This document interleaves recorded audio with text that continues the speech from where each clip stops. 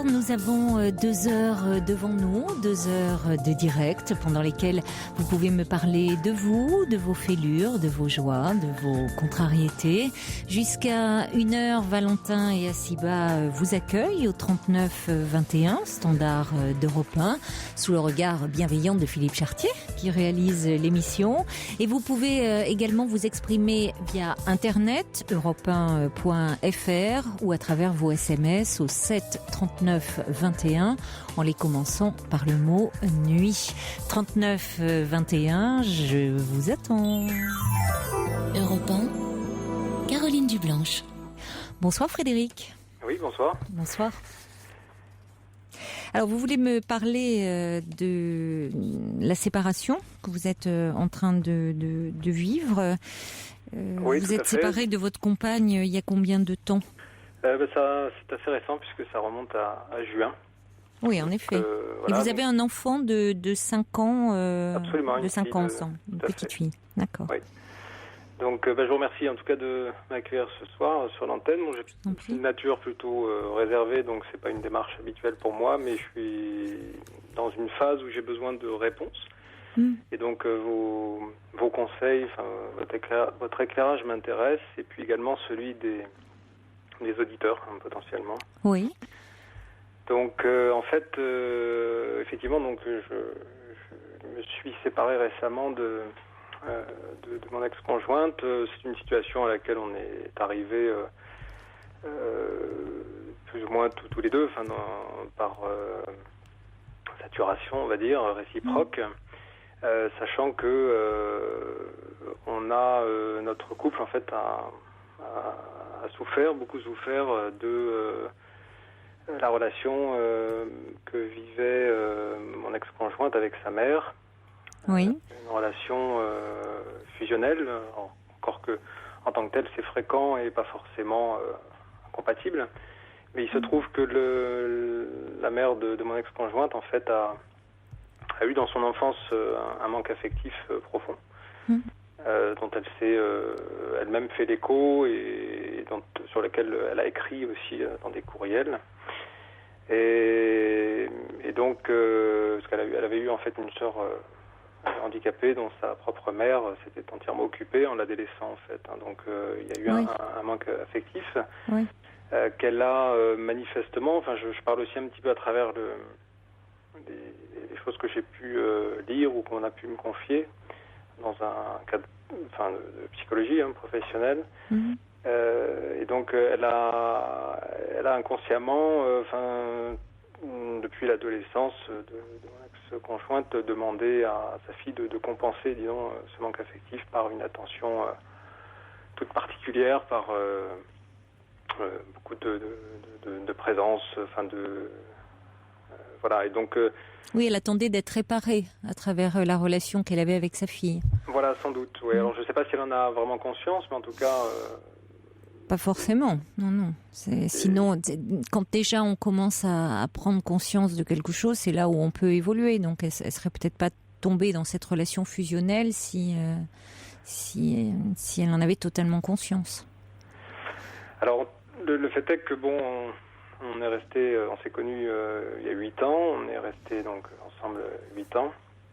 Au début de la relation, j'avais pu de mon côté moi voir choses qui pouvaient m'interpeller sans que ça soit perçu comme des choses d'incompatibles, enfin qui se révéleraient en tout cas plus tard des problèmes majeurs. Mais le temps passant, au fur et à mesure qu'on essayait de construire notre couple, nos projets de vie, beaucoup de projets parfois anodins, mais ont été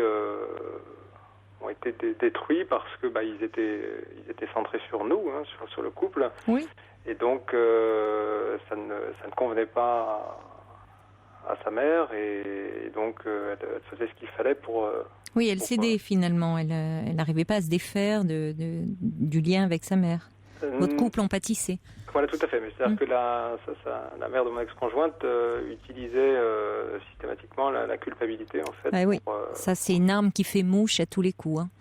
Voilà. Et donc, votre compagne n'avait pas conscience de ce processus-là, de la culpabilité. Enfin, c'est-à-dire, elle se sentait coupable, mais elle n'arrivait pas à travailler là-dessus, à réfléchir sur ce lien à sa mère. Est-ce qu'elle s'en plaignait, elle ? Oui, elle s'en plaignait parce que, elle en avait conscience en partie et s'en plaignait, mais sans réussir à en sortir. D'accord. Ouais. Parce que ça a toujours existé et c'était très puissant, puisqu'en fait, lorsque la culpabilité utilisée, enfin les manipulations, disons, n'étaient pas suffisamment fortes, sa mère utilisait toujours la menace de la coupure définitive, de la séparation, on va dire, pour faire pencher la balance, quoi. Elle est fille unique, votre compagne ? Non, elle a un frère et une sœur, c'est l'enfant du milieu. Mais la mère s'était spontanément exprimée sur le fait qu'elle avait une relation fusionnelle avec cette fille en particulier. Mais pas avec les autres. Ouais. Et donc, ça a été crescendo. Les tensions sont montées progressivement en particulier avec beaucoup de tensions au moment des fêtes de Noël, parce que évidemment on a volonté de partager entre les familles et c'était souvent très difficile. Oui, elle voulait que Noël se passe systématiquement chez elle. C'est-à-dire qu'elle ne supporte pas de ne pas avoir tous ses enfants réunis. Oui. Elle est mariée, cette dame ? Oui, tout à fait. Et le père est très effacé dans cette famille ? Paradoxalement, le père est un retraité militaire, commandant de gendarmerie, et une personne très gentille, très sincère, mais qui est effectivement complètement effacé devant sa femme. Oui, il avait une fonction d'autorité dans la vie professionnelle, mais dans la famille, pas dans. Oui, c'est sa femme qui dirigeait. Tout à fait. Enfin, qui dirige. Qui dirige, oui. Et donc, si vous voulez, il y a eu, moi, le temps passant, j'ai moi-même beaucoup de torts dans la situation actuelle, à savoir que j'ai très mal géré en fait cette dépossession progressive du couple, et j'ai dérivé en fait vis-à-vis de ma conjointe, qui m'a beaucoup déçu en fait, puisque elle était de moins en moins là où je l'attendais, et de plus en plus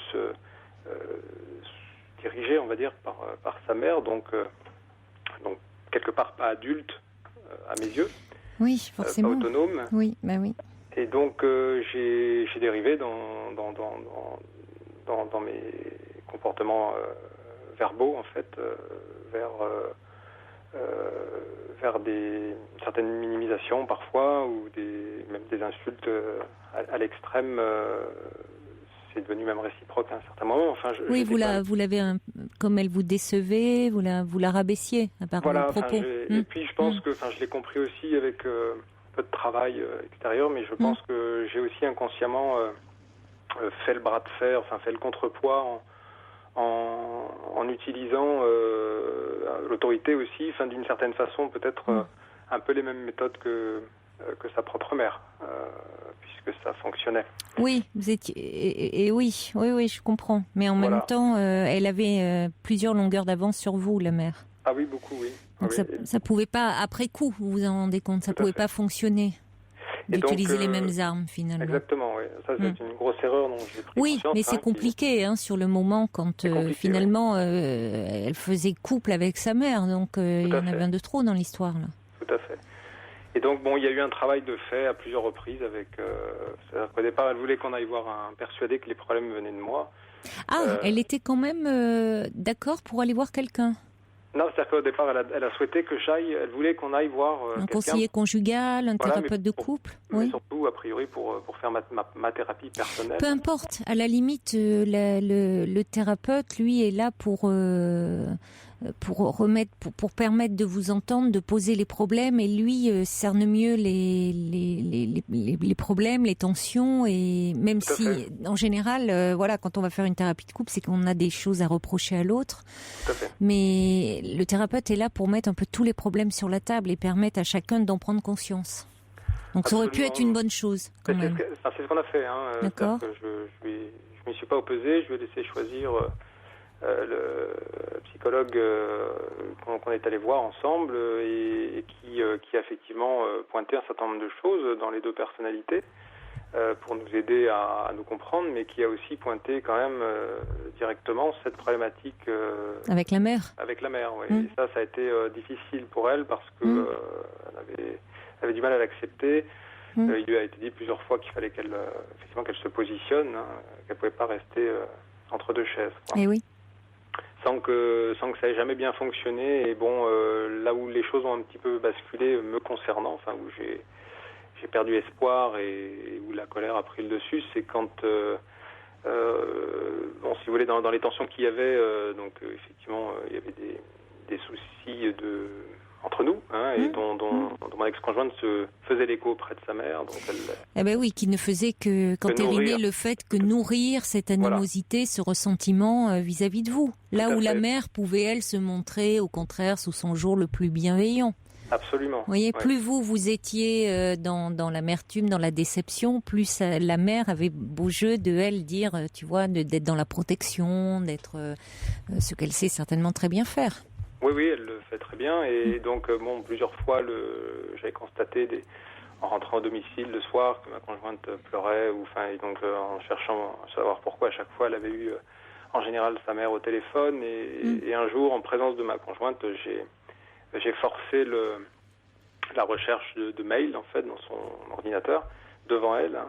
Et j'ai découvert beaucoup de courriers écrits en caractère d'imprimerie, adressés donc par sa mère à sa fille, avec beaucoup de choses sur moi, mais ça encore, ça a été douloureux, mais je dirais que c'est pas ce qui m'a fait le plus mal, mais surtout énormément de manipulation intellectuelle, de culpabilité envers ma conjointe, mon ex-conjointe, avec beaucoup de messages de persuasion que je cherchais donc à l'éloigner de sa famille, à la couper de sa famille, avec beaucoup de références à l'enfance de la mère d'ailleurs. Et est-ce que justement par rapport, est-ce que vous aviez des alliés quand même dans cette famille, en la personne, je sais pas, par exemple du frère, de la sœur, vous entendiez bien avec votre beau-frère, votre belle-sœur ou...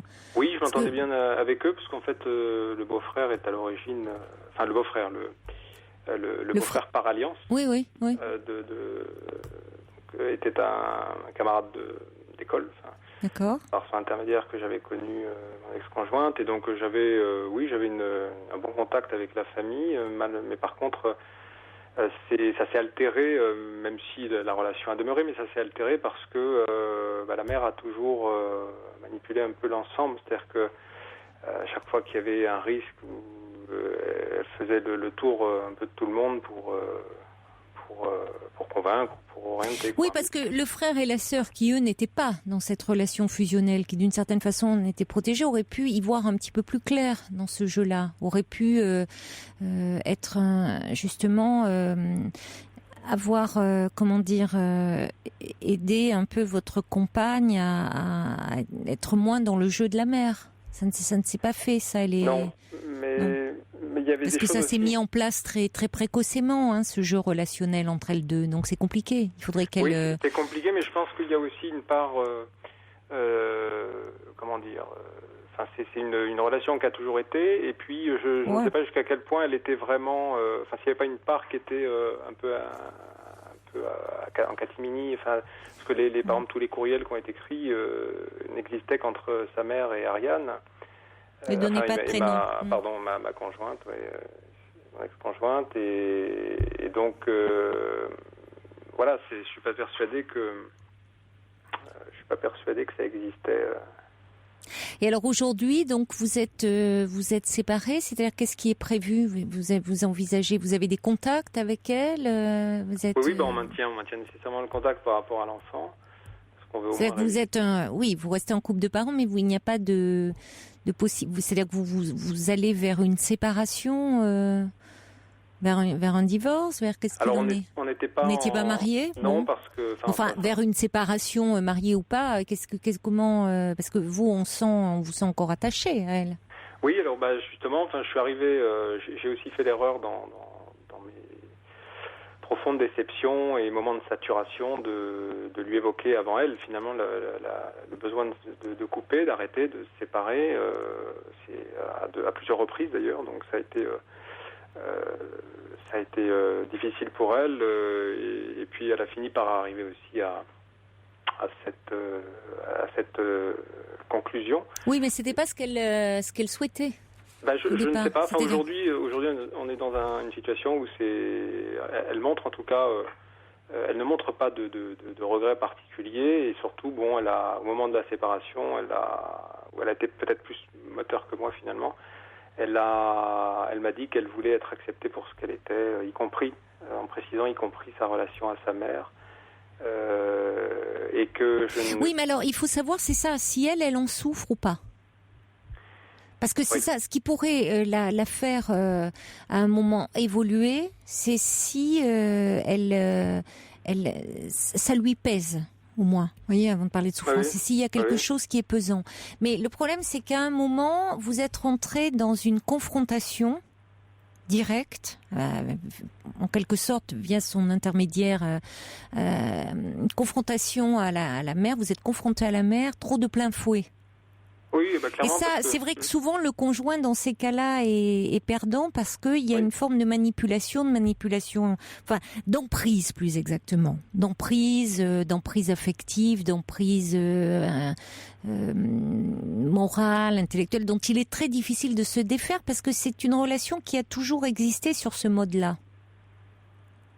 Oui, bien sûr. Surtout que donc il y a des familles qui fonctionnent comme ça aussi, de façon un peu au-delà. Là, on parle de la mère qui est qui a cette emprise-là, mais il y a aussi, on voit ça dans certaines familles qui fonctionnent de façon clanique et qui ont du mal finalement à accepter des éléments étrangers à eux, à la famille. Donc ils veulent bien accepter des enfants, mais on se rend compte qu'au fond les conjoints sont rejetés. On reste entre soi. Oui, si ce n'est que ça ne concernait a priori que moi, parce que ça n'existe pas vraiment. Oui, pour les autres couples, parce qu'elle avait une relation singulière avec votre compagne. Manque de chance pour vous. Et pour elle, parce que finalement, ça permet pas à votre compagne de grandir. Non, alors c'était un problème. Oui. Mais vous pouvez pas, si vous voulez, il y a quelque chose qui pourrait évoluer si votre compagne, ce qui est quand même fou, c'est-à-dire que sa vie de femme finalement est mise en péril. Sa vie, on peut dire de mère aussi, parce que elle reste toujours la fille de sa mère. Oui, d'ailleurs. Elle est toujours mise dans cette position-là. Et c'est vrai qu'il est jamais bon. Oui, pardon. À la naissance. Simplement, oui, à la naissance de la petite, il y a eu, comment dire, la présence et l'influence de la mère a été plus importante. J'ai réfléchi, mais a priori, peut-être parce qu'effectivement, mon ex-conjointe devenait mère. Elle-même, donc c'était. Mais oui, parce que là, elle était en position d'égalité par rapport à elle. Oui. Sa fille devenant mère, on aurait pu dire, elle atteignait le même statut qu'elle. Donc il fallait qu'elle reprenne de son emprise, de son pouvoir.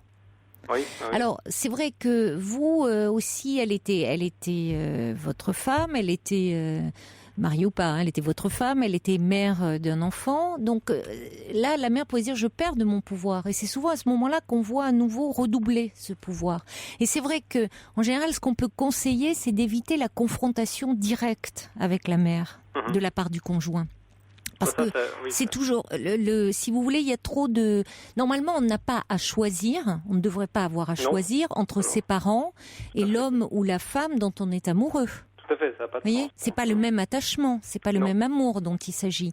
Donc ça met la personne confrontée à cette situation dans une situation épouvantable, ce chantage affectif. Tout à fait. Moi, c'était vraiment pas ma démarche. Surtout que j'appréciais. Et j'apprécie encore, même si j'ai eu beaucoup de conflits finalement après avec sa mère, mais j'apprécie encore ses parents qui sont par ailleurs des gens très sympathiques et avec qui j'ai passé des bons moments. Mais je voulais surtout pas j'attendais surtout pas une coupure Non, mais j'ai bien compris que c'était pas ce que vous souhaitiez, mais ça a été instrumentalisé en disant, absolument. tu vois, il veut nous éloigner t'éloigner de nous. Bon, voilà. Alors qu'en fait, c'est eux qui fonctionnent sur quelque chose de. Enfin, c'est la mère qui fonctionne sur quelque chose de très clanique, qui finalement, à travers la relation qu'elle a avec cette fille, se répare sa propre histoire, mais à quel prix pour la fille?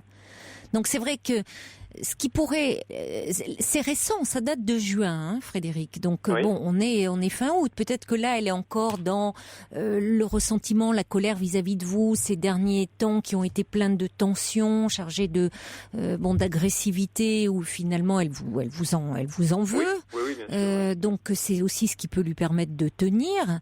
Mais elle peut aussi dire qu'au fond. Se rendre compte de l'influence qu'a eu sa mère dans votre relation et dans le fait que ça a précipité votre séparation. Voyez, un peu avec le temps, avec le recul. Parce que elle va quand même arriver à être amenée à faire un peu un bilan, là, de sa vie.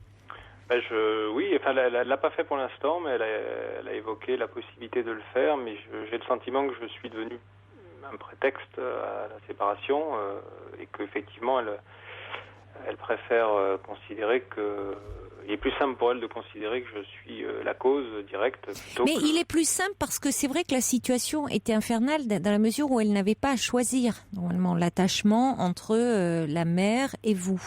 Mais à un moment il y avait une telle pression que oui, peut-être que c'est plus simple, ça fait retomber la pression, mais à quel prix? Donc à un moment, c'est vrai que être suffisamment mature, c'est pouvoir dire à ses parents que on peut mener sa vie d'homme ou de femme, ça n'empêche, et eux restent à leur place de parents et de grands-parents. Mais elle peut pas le faire parce qu'elle est infantilisée par sa mère, pour le moment. Oui. Alors, non, vous ne pouvez pas, là, pour le moment, faire grand-chose, si ce n'est...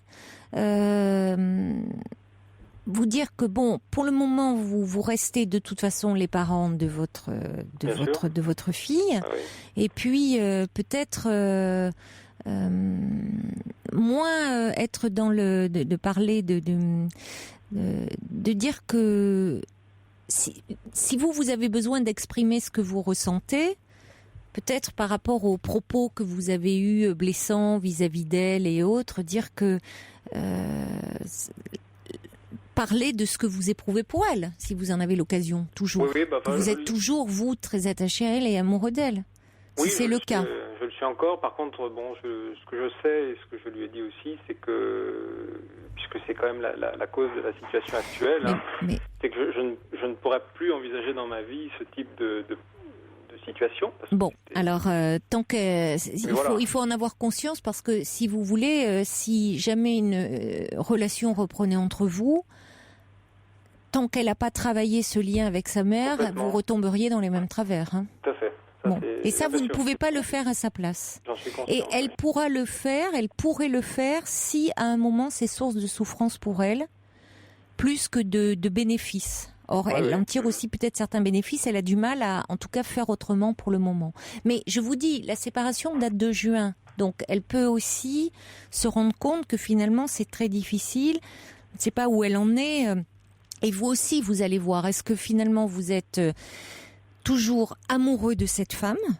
Ou est-ce que vous êtes attaché à ce que vous aviez construit ensemble, au fait que vous avez un enfant ensemble, à la vie que vous aviez ensemble, vous voyez, parce que vous m'avez dit aussi qu'elle vous a déçu. Oui, c'est vrai. Qu'elle gardait, vous avez découvert cet aspect très infantile à elle, ce fait que vous n'étiez pas face à quelqu'un d'adulte, et que ça a été l'occasion pour vous de beaucoup de rancœur, de colère. Alors, vous l'avez analysé, vous en avez très bien parlé, de ce qui est à l'origine de tout ça. Pour autant, est-ce que entre cette femme-là, est-ce que vous en êtes toujours amoureux maintenant que vous savez finalement qui elle est, même si c'est son histoire qui a fait qu'elle est ce qu'elle est.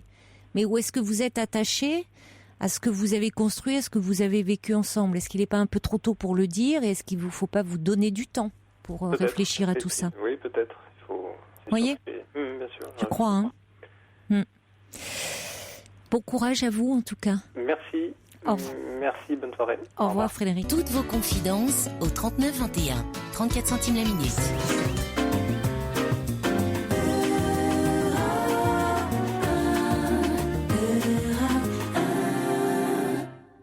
Bonsoir Mania. Caroline, bonsoir. Merci de m'accueillir. Voilà, je me permettais de vous appeler concernant une de mes filles.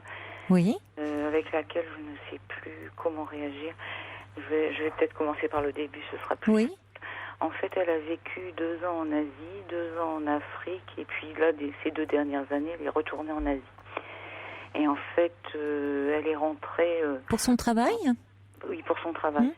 En décembre 2011, donc, elle est rentrée en France pour les fêtes. Et nous savions, nous devinions bien qu'elle avait une vie amoureuse, bien sûr. Donc là, fin décembre, elle est rentrée, nous annonçant qu'elle s'était mariée donc en Afrique et que ça allait qu'à un cas, nous demandant de l'aider parce qu'en fait, on a appris qu'elle avait beaucoup souffert. Elle a été battue, violée et compagnie. Mais lorsqu'elle était là-bas ? Lorsqu'elle était en Afrique. Et en fait... Mais par qui par son mari et les amis de son mari. Et donc nous, on a tout pris d'un coup, on va dire, en début d'année, là, parce que elle allait très mal, on ne comprenait pas. Et puis, elle l'avait fait venir en Asie l'année dernière, pensant que c'était la culture, de baigner dans cette culture, espérant que ça s'arrangerait. Et puis, en fait, là... En début janvier, elle nous a demandé de l'aide. Donc, parce qu'en fait, il était quelque peu, on va dire, je ne vais pas psychiatre, mais un peu pervers, on va dire. Et donc, elle avait besoin de notre aide pour l'aider. Donc, on l'a aidée. Elle est repartie en Asie. Et en fait, depuis, elle va mal, pour d'autres raisons, bien sûr, mais pour d'autres raisons.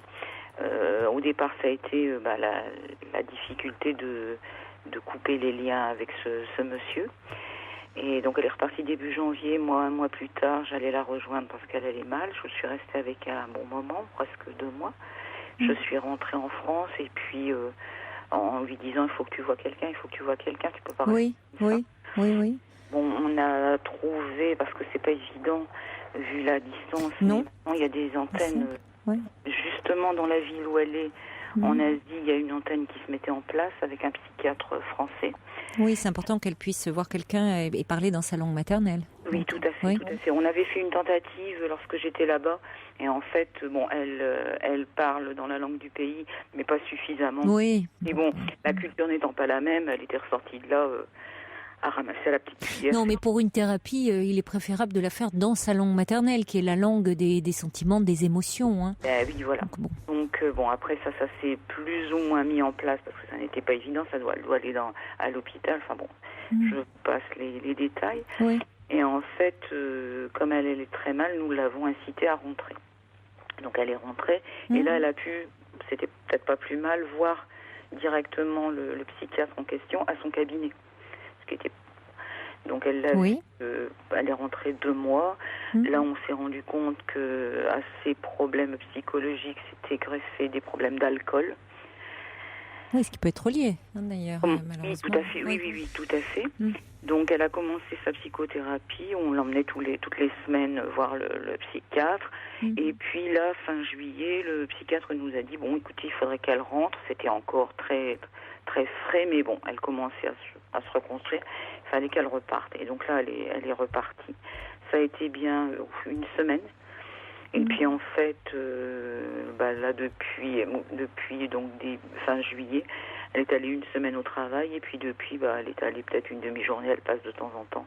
Elle s'est complètement repliée sur elle, chez elle. Elle est en Asie là, hein ? Oui. Mais elle a des attaches là-bas, en dehors de son travail ? Non. Oui. Non. Et donc. Donc elle n'y va pas là actuellement à son travail. Elle est trop mal pour y aller. Voilà, c'est ça. Oui. Et puis dès que surgit un tout petit problème, ça prend des proportions énormes. Aussi. Bien sûr. Et là, en fait, ce qui se passe, c'est que moi ce matin, son patron m'a appelé alarmée en me disant elle doit rentrer. Bon, je n'ai pas pu rentrer dans les détails, je n'ai pas voulu d'ailleurs rentrer dans les détails avec lui, parce que je lui ai simplement expliqué. Moi, je l'ai pratiquement tous les jours, même la nuit, avec le décalage sur les réseaux sociaux. Oui. Donc, elle nous a fait des coups de Trafalgar quand elle était rentrée, parce qu'elle allait mal, et donc on sait de quoi elle est capable quand elle souffre. Mais bon, lui, c'est assez nouveau pour ça. Et puis en fait... de quoi est-elle capable quand elle souffre, justement? Qu'est-ce qui s'est passé? D'avertir les voisins d'en face. Nous étions chez sa sœur, d'avertir les voisins d'en face en nous disant qu'on la séquestre, d'enjamber la fenêtre et donc les voisins, d'avoir la police chez nous. Mais elle était alcoolisée à ce moment-là? Elle était alcoolisée, oui. D'accord. Elle était alcoolisée. Et en fait, cet épisode-là, c'est parce que au moment alcoolisée, elle voulait rejoindre son ex-mari qui était dans à 200 km de là où nous étions pour qu'il lui fasse un enfant, quoi. Et bon, c'était vraiment du... Oui, mais elle était, à ce moment-là, dans un état... elle ne pouvait pas raisonner de façon objective, rationnelle. Bon, voilà, quand elle n'était plus sous l'effet de l'alcool, elle reprenait ses esprits. Enfin, elle n'était plus dans la perspective de rejoindre son mari. Non, pas du tout. Non. Pas du tout. Et on en a reparlé après. Et un jour, je lui ai demandé, j'ai dit, est-ce que tu penses qu'on a bien fait? Je pense qu'on se pose la question. Et elle nous a répondu, oui, tout à fait. Oui. Elle a compris que c'était pour la protéger d'elle-même, de toute façon. Et le psychiatre qui l'a vue parle de dépression? Oui, et donc moi ce matin son patron m'a appelé en me disant qu'il avait, parce que elle a des collègues qui viennent chez elle le soir pour voir si elle a mangé, parce que elle peut rester une semaine sans manger, prostrée chez elle, elle ne répond pas au téléphone, donc il y a une de ses collègues qui passe, et malheureusement, elle a peut-être fait ce qu'elle a pu, la collègue, mais je pense que son patron maintenant est au courant qu'il y a un problème d'alcool. Les collègues ont un peu raconté sa vie privée parce que depuis qu'elle est rentrée, elle sort pas mal. Elle essaye de s'en sortir. Qu'est-ce qu'il vous a dit, son patron? Il m'a dit qu'elle était en danger, mais non, c'est bien qu'il ait pris la peine de vous alerter, parce que le problème, c'est effectivement la distance, qu'elle soit isolée comme ça, et sans véritablement attache affective, familiale, puisque vous êtes loin. Heureusement, ses collègues prennent quand même soin d'elle, se soucient d'elle. Son patron aussi, s'alarme de son état. Et c'est vrai qu'il faudrait peut-être envisager un rapatriement, qu'elle soit soignée. Vous voyez, est-ce qu'elle peut être en arrêt maladie, puisque de toute façon elle ne va pas à son travail et il faut qu'elle bénéficie de soins. Et en étant loin comme ça, c'est pas une bonne chose. Oui, mais cependant, ce matin justement, son patron m'avait mis en copie tous les mails qu'il a échangés avec le psychiatre, et le psychiatre lui dit que c'est son seul pilier. Son travail, parce que elle a quand même un travail intéressant, valorisant. Mais oui, mais elle peut plus actuellement assurer. Voilà, elle en a perdu l'intérêt. C'est vrai que le pilier, bien sûr que quand il y a des piliers comme ça qui s'effondrent, que ça soit au niveau amoureux, où il y a des problèmes dans la famille, on se raccroche à ce qui peut marcher, c'est-à-dire le travail où elle peut être valorisée. Mais là, si elle va trop mal et si la dépression est trop forte et trop intense, elle peut plus travailler. Vous voyez, c'est quand il y a la différence entre un petit coup de déprime et la dépression, qui est une maladie qui nécessite, à un moment, il est pas possible. Vous voyez, c'est pas possible pour elle de travailler. Elle en est incapable même. Alors elle peut avoir, je dis pas d'être hospitalisée forcément, mais avoir un arrêt maladie pour au moins la priorité, c'est qu'elle se soigne quand même, qu'elle prenne soin d'elle là. Ça, je suis tout à fait d'accord avec. Parce que ce qui est un peu alarmant, c'est qu'elle soit loin de tout en plus. Ah c'est certain. Parce que quand vous voyez une personne qui est dans cet état-là, c'est important qu'il y ait quand même un entourage présent et vraiment soutenant et aidant. Et oui, et moi je lui avais même proposé, je lui ai dit, écoute, si tu veux, moi je reviens auprès de toi, tant pis. Où est-ce que vous Mais non, elle ne souhaite pas. Et là, c'est bizarre parce qu'elle aime son travail.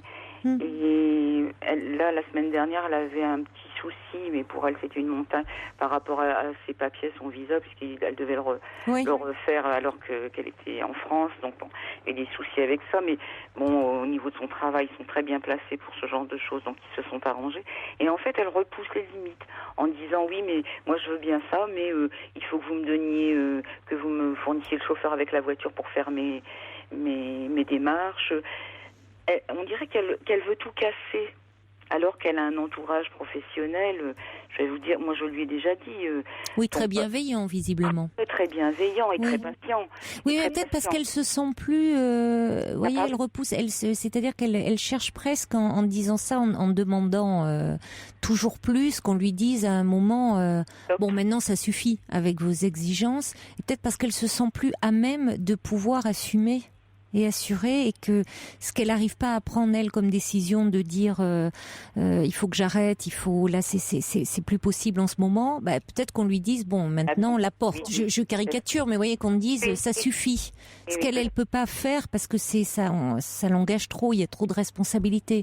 Donc dans la mesure, si vous voulez, quelqu'un qui est dans la dépression ne peut plus agir, ne peut plus décider, c'est-à-dire comme vous dites, tout paraît une montagne. Bon, déjà, faire des démarches administratives, c'est vrai que c'est pas très très amusant en soi. Ça demande de l'énergie, un peu de temps.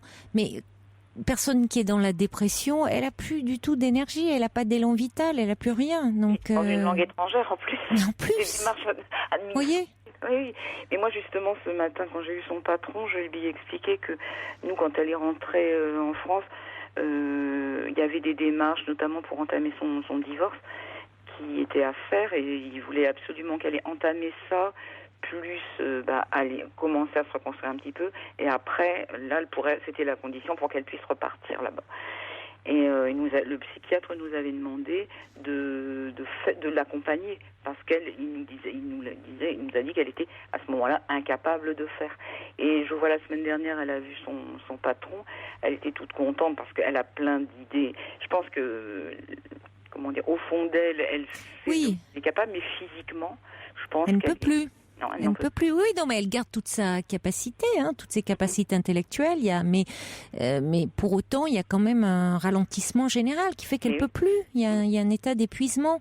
Donc, qu'est-ce qu'il vous propose concrètement, son patron là ? Son patron, lui, me propose le rapatriement. Ben oui. Je pense que ça serait une bonne chose. Dans le courrier, lui propose de la maintenir et de l'entourer. Alors moi, je ne sais plus qui. Oui, mais il a peut-être pas vu. Il l'a pas vu depuis un moment, le psychiatre. Alors, elle l'a au téléphone. Pour ça, franchement, je le bénis parce que elle peut l'appeler pratiquement n'importe quand. Sauf là aujourd'hui, il rentrait de vacances. Il était en vacances. Elle l'a appelé je ne sais combien de fois. Moi-même, je l'ai un petit peu inondé de mails parce que j'avais besoin de savoir quoi faire, quoi dire. Oui, mais je comprends qu'ils veuillent la maintenir qu'ils veuillent préserver le travail et encore ce pilier-là. Mais néanmoins, si vous voulez, il faut quand même qu'elle soit en état de pouvoir le faire. Tout à fait. Or, peut-être qu'elle a besoin un peu de couper, de se... elle a quand même coupé 2 mois. Ben oui, mais bon. 2 mois, et qu'elle s'ennuie. On maintient pas à tout prix quelqu'un dans son travail si vraiment la personne est en train de flancher. Non, mais par contre, on avait le problème inverse quand elle était rentrée. Bientôt, au bout d'une semaine, elle serait repartie. Je lui ai posé la question plusieurs fois. Je lui ai dit, tu n'as pas l'impression que tu te fuis toi-même? Laisse-toi aider par le docteur. Il est là pour t'aider, on est là pour t'aider. Mais je pense de toute façon, même le patron lui-même essayait de trouver un compromis. Il se rend bien compte qu'elle est plus en mesure, là, pour le moment, de faire. Tout à fait. Mais donc c'est peut-être aussi ce qu'il faudrait entendre, que, vous voyez, il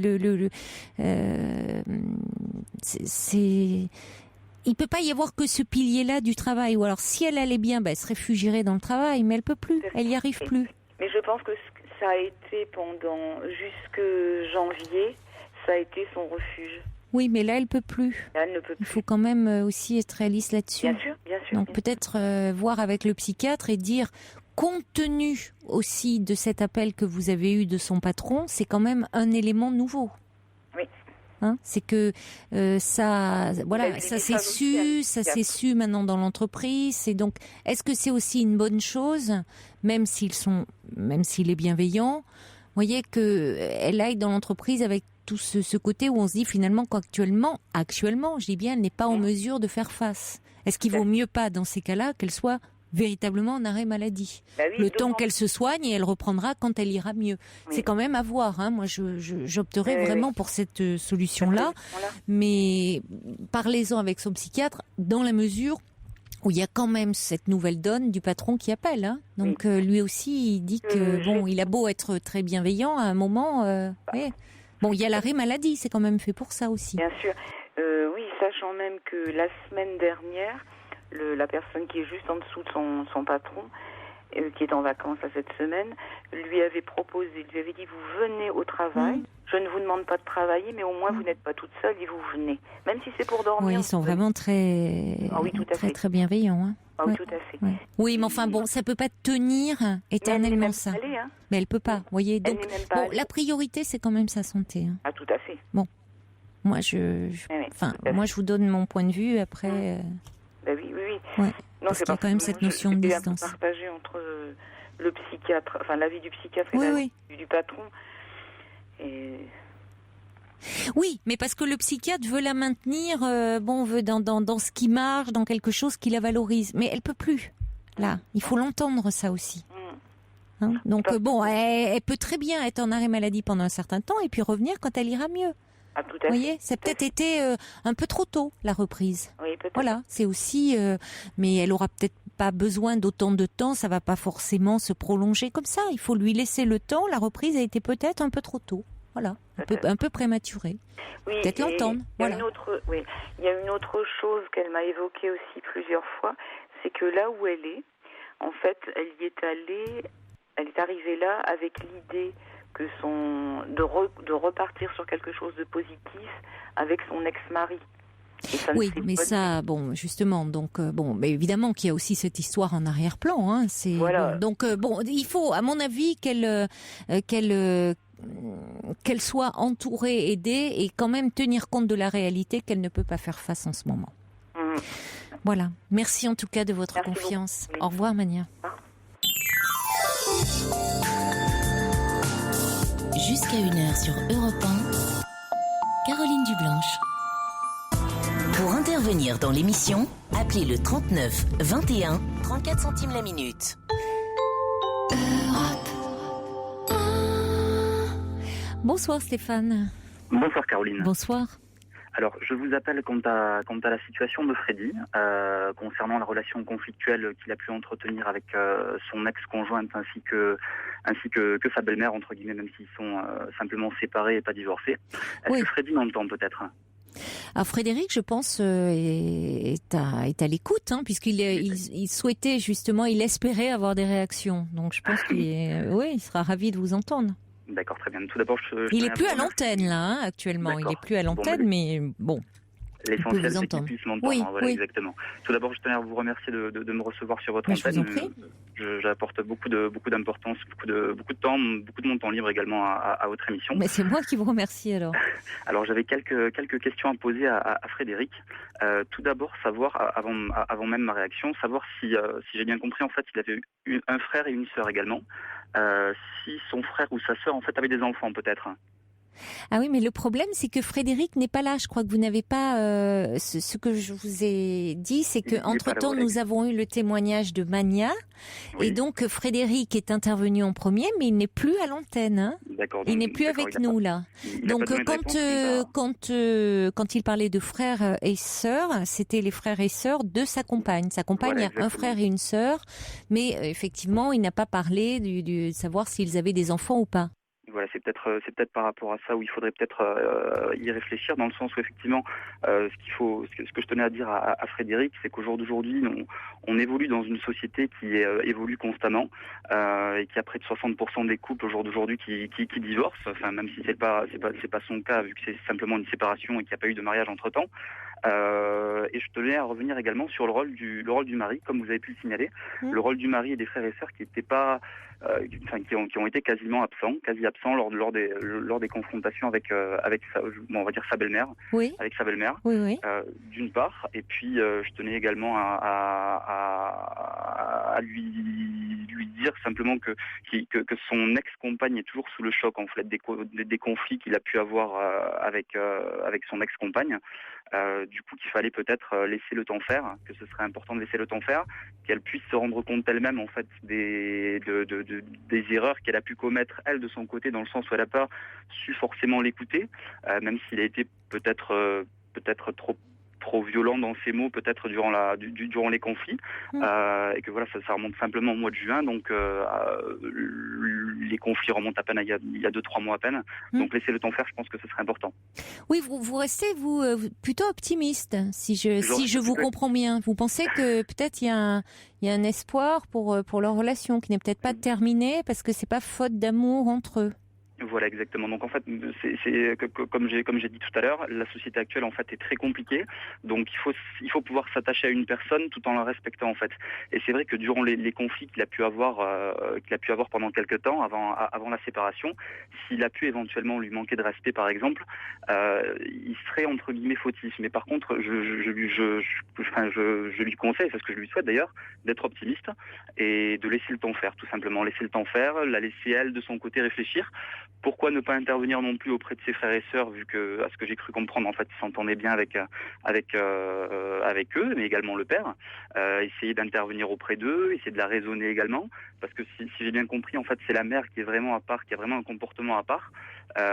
C'est la mère, oui, c'est un matriarcal, semble-t-il. Voilà, exactement. C'est pour ça que je vous avais demandé si son frère ou sa sœur avait des enfants éventuellement, dans le sens où passer le cap de mère à grand-mère, c'est vrai que c'est un choc psychologique aussi. Donc c'est la raison pour laquelle je vous avais demandé si le frère ou la sœur de son ex-compagne avait des enfants. Oui, c'est ça, ou si elle était la première à lui faire vivre ce nouveau statut de grand-mère. Voilà, tout à fait, exactement. Oui, je comprends.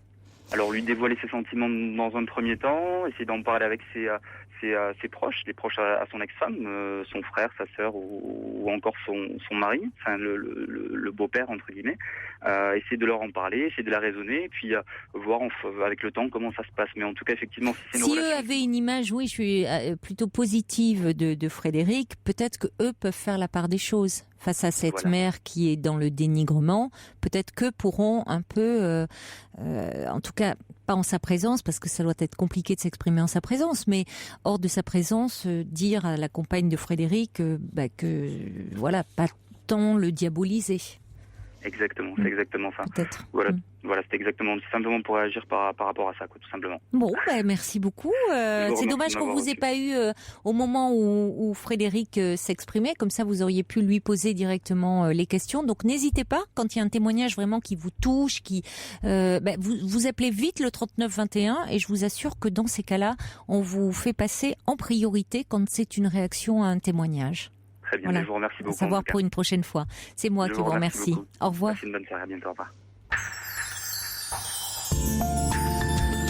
Pour rejoindre Caroline Dublanche, appelez le 39 21, 34 centimes la minute.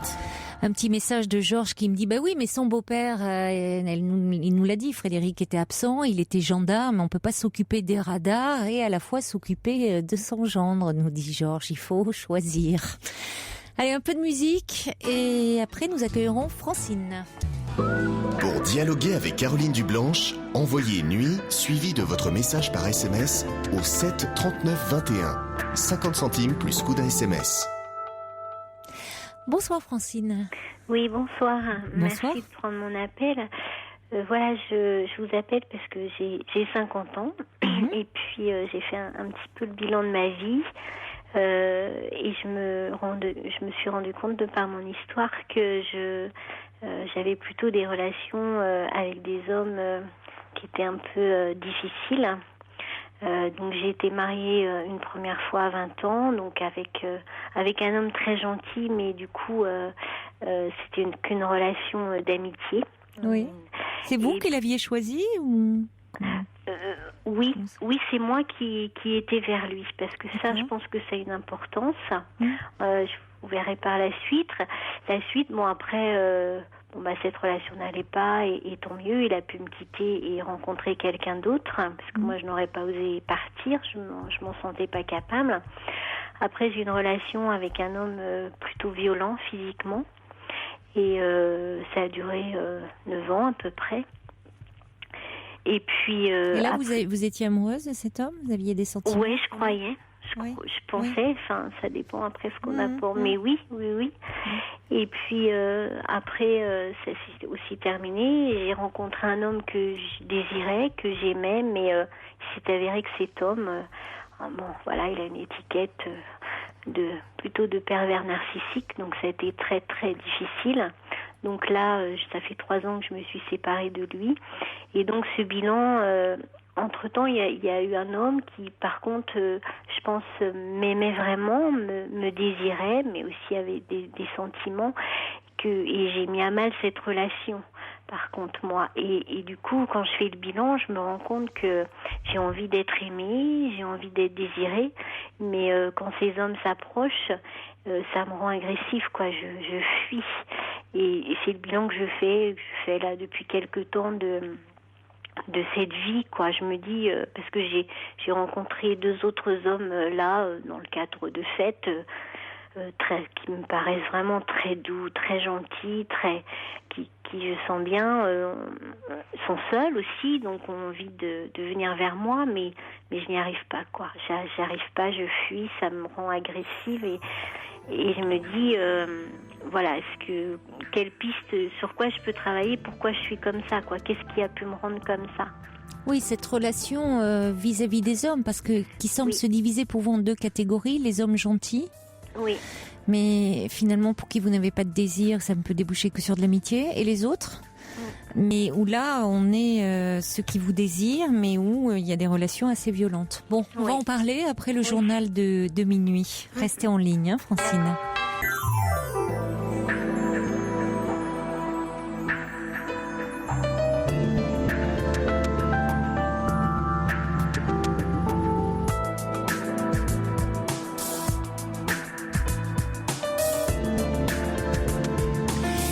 Deuxième heure de votre libre antenne. Nous sommes ensemble jusqu'à 1h et la ligne est ouverte au 39 21. Vous pouvez continuer à nous appeler pour nous parler de vous, mais aussi pour réagir, rebondir sur un témoignage. Vous pouvez également nous envoyer vos mails sur le site europe1.fr. Alors je précise que si vous posez une question par mail, si vous souhaitez être rappelé, eh bien il faut nous mettre votre numéro de téléphone pour qu'on puisse le faire. Une petite question de Coralie qui me dit on peut pas réécouter vos 2 dernières émissions. Alors justement, laissez-nous votre numéro de téléphone ou appelez le 39 21 parce que si ça marche, on peut réécouter en podcast. Simplement vous dire que les podcasts, vous pouvez pas les réentendre dans la nuit. C'est simplement à partir de, je crois, 6h ou 8h du matin. Voilà, c'est donc le lendemain. Vos SMS également, vous pouvez qui s'affichent sur mon écran au 7 39 21 en les commençant par le mot nuit. Et tout de suite nous retrouvons Francine. Alors Francine, vous avez 50 ans et vous me dites que vous en arrivez à un petit peu avant le journal, vous nous disiez que vous faisiez un peu un bilan de votre vie et de votre vie sentimentale, des relations que vous aviez eues jusqu'à présent avec les hommes. Moi ce qui m'a frappé, je vous cache pas dans la façon dont vous avez présenté ces relations, votre vie sentimentale jusqu'à présent, c'est comme s'il y avait un peu 2 catégories, c'est ce que je vous disais. D'un côté des hommes, vous avez rencontré des hommes gentils, mais avec qui ça n'accrochait pas. Finalement, c'était bon, ils étaient gentils, mais vous aviez une relation amicale, dont le premier, qui pourtant était votre mari, mais il n'y avait pas de désir, il n'y avait pas tout ce qui fait la relation amoureuse. Et puis, il y en a qui vous ont attiré, beaucoup qui vous ont plu, à qui vous avez plu, mais ceux-là se sont avérés néfastes finalement pour vous. Ils ne vous ont pas fait de bien en tout cas, puisque l'un a été violent et l'autre vous le décrivez comme ayant une personnalité type pervers narcissique.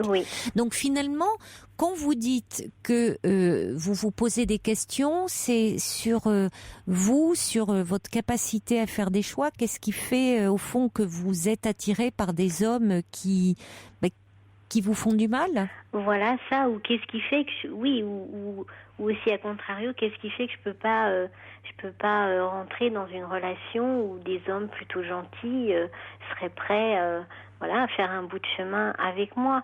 Et voilà, est-ce que c'est pas lié à l'image à ce que vous associez à cette qualité qui est une qualité ô combien noble et qui est la gentillesse, mais qui a été parfois un peu, même souvent détournée, pervertie. On dit quelqu'un on dit quelqu'un de gentil, on peut l'associer à de la faiblesse, alors que c'est une vraie qualité humaine, la morale, la gentillesse. Mais est-ce que vous pensez pas que vous avez une vision qu'est-ce que c'est un homme gentil finalement pour vous? Qu'est-ce que ce serait aujourd'hui? Ça pourrait être un homme qui, au-delà d'un désir physique ou autre, qui a des sentiments pour moi.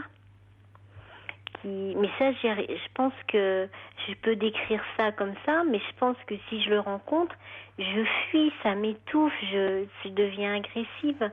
J'ai rencontré un homme samedi qui me paraît être très gentil.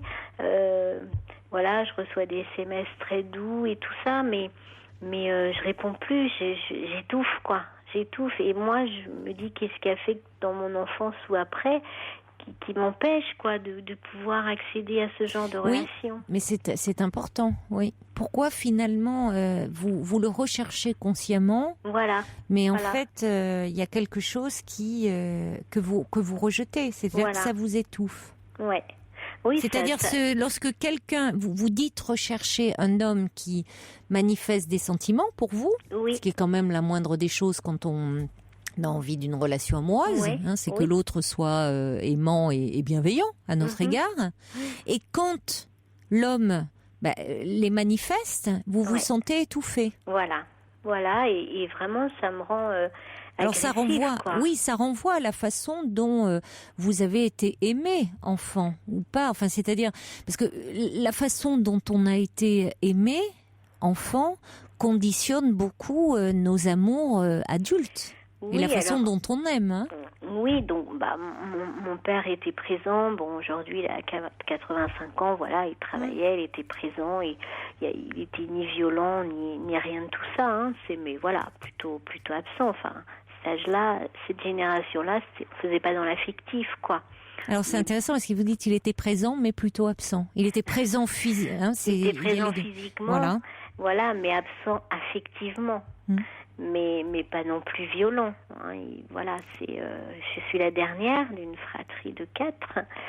Bon, voilà, c'est une vie banale, quoi, sans plus ni moins de choses qui auraient pu me heurter et me conditionner comme ça. Mais bon, si pourtant, puisque aujourd'hui j'en suis là. Alors on dit que ça peut être lié au père, est-ce que ça peut être lié à la mère? Mais bon, ma mère était plutôt présente physiquement et affectivement aussi. Alors à un moment, j'ai eu vraiment une grande solitude dès l'âge de 6-8 ans, puisque je restais seule chez moi et dans mes souvenirs, je sens bien que là déjà, je commençais à dérailler un peu, quoi.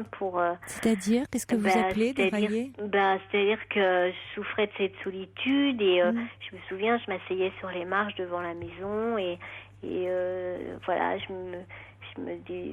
j'avais envie qu'on me regarde quand les gens passaient dans la rue, quoi. J'avais besoin d'un regard, quoi. Et j'aurais fait n'importe quoi pour qu'on me regarde. Mais donc voilà, je pense que là déjà il y a quelque chose qui commençait à ne pas aller. Maintenant, est-ce que ça a joué sur ça? Enfin voilà, j'arrive pas à trouver de piste. Certainement. Qu'est-ce qui fait que vous vous êtes retrouvée seule comme ça, si suite? Ma mère elle s'est mise à travailler aussi, donc voilà. Après, je passais, le mercredi du mois, j'étais seule et c'est vrai que les après-midi étaient très longues.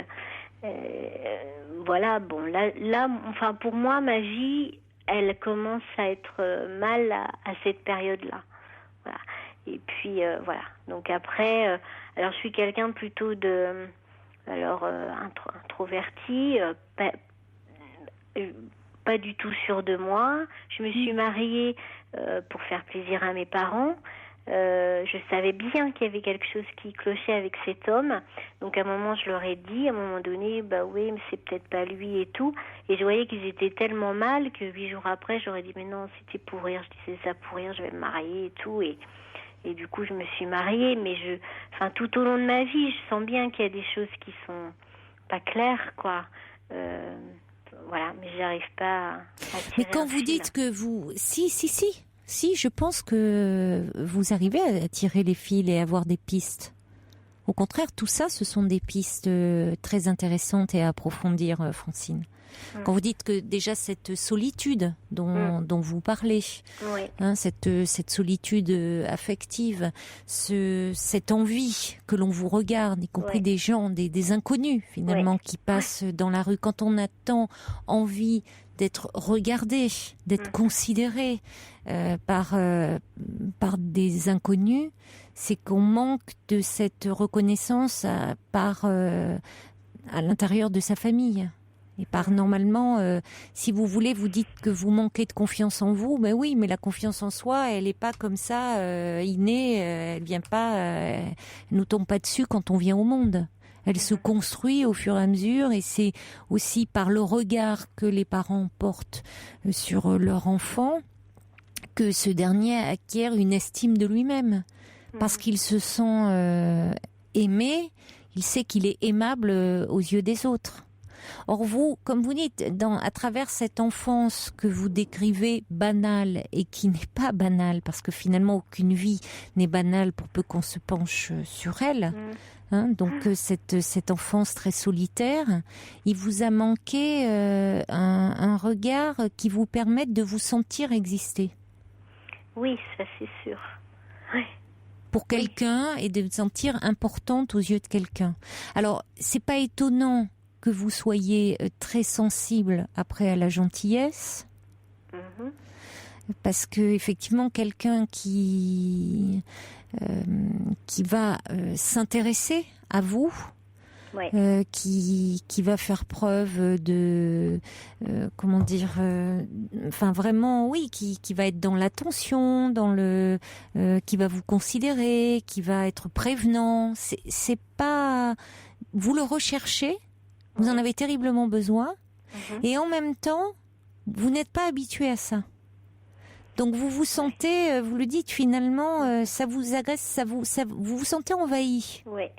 Parce que vous êtes, vous dites plutôt introverti, mais je pense que c'est là où on parle parfois, on dit nature introvertie, ou c'est pas tant dans la nature, c'est aussi votre histoire de vie qui a fait que peut-être, vous voyez, vous avez été une petite fille solitaire parce que vous n'aviez pas le choix. Oui. D'accord, c'est vrai. Donc oui, aujourd'hui, n'ayant pas eu l'habitude de ça me fait fuir, ça m'étouffe, Oui, je pense qu'il y a quelque chose qui est pas dans votre mode, c'est pas dans votre habitude. Enfin, il y a quelque chose qui, le fait que l'on s'intéresse à vous n'est pas habituel pour vous. Ça envahit un peu. C'est ce que vous recherchez, et en même temps. Alors, c'est ce qui serait intéressant de comprendre pourquoi vous vous sentez presque oppressé. Voilà, c'est ça que Et en même temps, il y a l'autre côté où il y a des hommes que vous avez rencontrés où c'était forcément, c'était pas de la gentillesse, mais il y avait quelque chose d'un désir, il y avait quelque chose où vous vous sentiez exister pour ces hommes-là, ceux qui ont été néfastes, on va dire, qui vous ont pas fait de bien en tout cas. Non, au départ, qu'est-ce qui vous a attiré chez eux? Alors, au départ, Alors, mon mari, je pense que c'est le fait que j'étais jeune, je l'ai rencontré à 15 ans.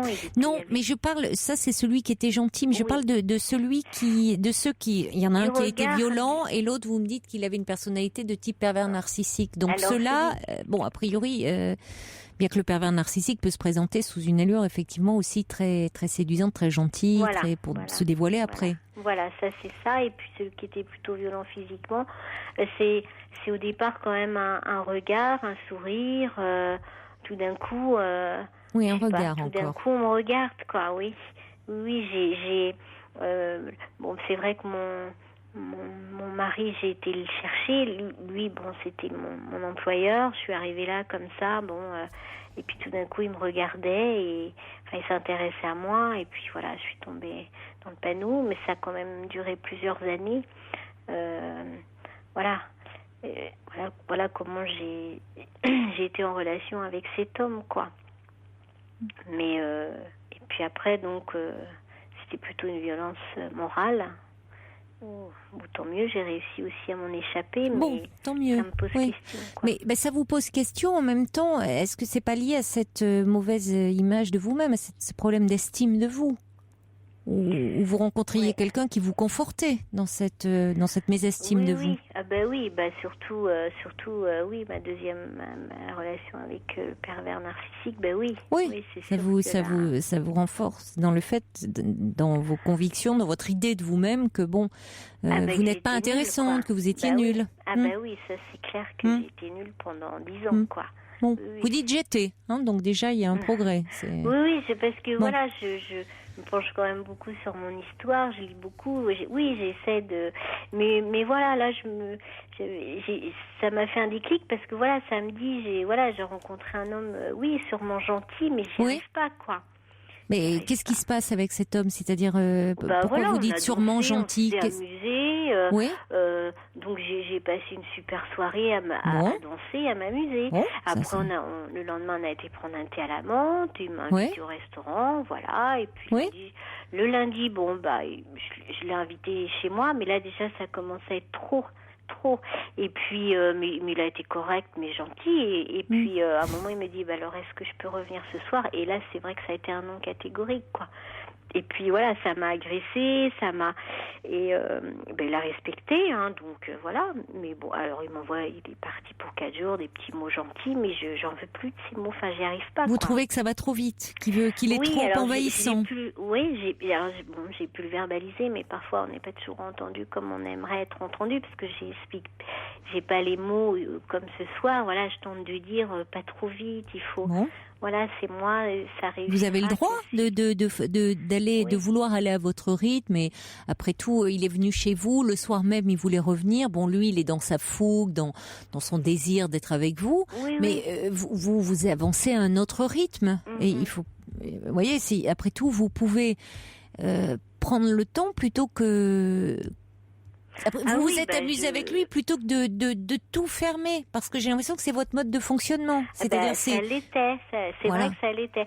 Bon là, alors du coup, comme je suis décrite comme quelqu'un de froide à mon travail et tout, donc je fais des efforts. Donc voilà, je me suis amusée, j'ai souri, j'étais prendre un thé. C'est vrai qu'il est gentil, Donc voilà, comme j'ai conscience de ça, je fais des efforts. Mais par contre, c'est vrai que je dis et je lui ai redit non, pas trop vite, c'est pas comme ça que moi j'y arrive. Mais voilà, dites-lui que vous avez besoin de temps et que vous le trouvez très sympathique, mais pour autant, alors à lui de comprendre aussi, soit il va comprendre. Peut-être que ça restera que comme ça. Exactement, une amitié. Oui, moi je sais pas où je vais, mais voilà, ça me pose question, quoi. Pourquoi je suis devenue comme ça? Mais je pense que il n'y a pas des peurs d'être... Finalement, vous vous protégez beaucoup. Oui. Dans cette peur d'être envahi que vous décrivez, cette peur de l'envahissement de l'autre. C'est aussi... Alors évidemment, vous avez eu cette enfance solitaire, vous avez été... vous êtes devenu quelqu'un d'un peu solitaire comme ça, mais plus par votre histoire que par votre nature profonde, semble-t-il. Peut-être que justement, ayant été déçu, il y a des personnes qui vous ont déçu, aujourd'hui vous vous protégez beaucoup aussi. Ah oui, je sais peut-être que je sais ce que je veux, mais ce que je veux pas, je sais aussi ce que je ne veux pas, quoi. Bon, donc, c'est important. Du coup, ça me protège. Mais voilà, quoi, c'est vrai que je trouve que c'est fort, quoi, de ne pas pouvoir comme ça se laisser aimer facilement, quoi. Et donc il doit bien y avoir une raison. Et il y a des raisons, mais vous en avez avancé beaucoup, Francine. Vous avez beaucoup de pistes là. Bien sûr qu'il y a des raisons. Il y a toujours des choses qui s'enracinent dans votre histoire. Mais je crois que vous en avez le désir. C'est déjà une bonne chose. Vous en avez le désir. C'est pas comme si vous aviez tout fermé toutes les portes. Simplement, vous avez peur. Vous avez peur certainement d'être déçu. Je reçois un message de quelqu'un qui dit accepter la bienveillance. Oui. Et Ava dit, vous savez, la gentillesse, c'est pas synonyme d'insipidité, d'ennui et de vide. C'est une qualité très très importante. Ben oui. Alors il y a First Lisa qui dit, oui, vous avez eu peut-être un modèle de père pas aimant ou indifférent qui ne vous voyait pas. Alors ça ne veut pas dire d'ailleurs forcément qu'il était indifférent ou pas aimant, mais qui n'exprimait pas. Donc vous êtes senti, pas suffisamment soutenu, parce que vous dites qu'il peut y avoir une question de personnalité plus que de génération. Il y a la génération aussi qui joue parfois, mais donc vous êtes, vous n'avez pas pu peut-être être consolé. Enfin, donc aujourd'hui, vous êtes à la fois dans une grande attente affective, et puis quand elle se manifeste. Il y a trop de c'est toute votre ambivalence, c'est-à-dire que vous avez envie puis en même temps ça vous fait peur. Oui, puis peut-être que je me dis qu'être aimé, si je l'accepte, je risque l'abandon aussi quand même à un moment. Enfin voilà, ça peut arriver. Donc en ne vivant pas ça, je vis pas d'abandon. Oui. Parce que petite fille, vous l'avez vécu comme un abandon. Cette période où vous vous êtes retrouvée là, 6-8 ans, à attendre comme ça, à passer des après-midi entières. Oui. Oui, moi je pense que je pense qu'il y a derrière ça beaucoup de peur, et que, comme vous dites, à vous retrancher un peu dans votre tour d'ivoire, vous ne prenez pas le risque de l'abandon, mais c'est aussi une des plus belles aventures qu'on peut vivre en tant qu'être humain, l'amour. Voyez, or là et c'est vrai qu'il y a un risque. On peut pas vous dire qu'il n'y a pas de risque, parce qu'il y a ce risque de un moment que ça s'arrête. Mais peut-être qu'il faut aussi vous dire, Francine, qu'aujourd'hui vous n'êtes plus une petite fille, et que donc vous pourriez supporter, si ça devait se produire, si à un moment l'autre s'éloignait, qu'une histoire d'amour s'arrêtait, que vous pourriez le supporter, parce que vous êtes aussi construite aussi à travers ces manques, et que vous n'êtes plus cette petite fille. Alors, il reste de cette petite fille en vous qui a souffert d'abandon, ou en tout cas, si vous pensez que justement c'est ce qui vous fragilise encore beaucoup, ça peut se travailler. Parce que vous savez, de ces manques que l'on travaille, on en sort aussi renforcé. Et donc, ça fait qu'on peut se lancer à nouveau dans des aventures, plutôt que de rester figé comme ça et de tout fermer. Oui, non, mais j'ai envie d'avancer. Mais d'ailleurs, voilà, c'est pour ça que j'appelle aussi. Ça vaut le coup peut-être d'en parler, d'être un peu soutenu. Oui. Alors, il y a Petite Plume qui dit parfois le désir de l'autre, si l'on est surtout en quête d'amitié, peut nous agresser. Oui, ça c'est sûr. Si on recherche une amitié et que l'autre désire d'ailleurs, plus, mais en même temps, beaucoup d'amitié. D'ailleurs, je suis plus à l'aise. Forcément, c'est moins dangereux. Ah ben oui. C'est moins dangereux, clair. mais bon. Je le dis tous les jours. Oui, mes amis. Oui. Oui, c'est plus rassurant pour vous. Ouais. Il y a des histoires d'amitié qui s'arrêtent et ça fait souffrir aussi, parfois. Ah oui. Mais bon, c'est pas, ça vous fait moins peur. Mais voilà, c'est plus facile à gérer pour moi. L'amitié, j'ai toujours eu d'ailleurs. Vous avez vous avez déjà soulevé beaucoup de pistes très intéressantes, et ça mériterait peut-être un peu d'être creusé pour avoir moins peur, je pense. D'accord. Merci en tout cas de nous en avoir parlé. Bonne soirée. Bonne soirée, Francine, au revoir. Toutes vos confidences au 39 21, 34 centimes la minute.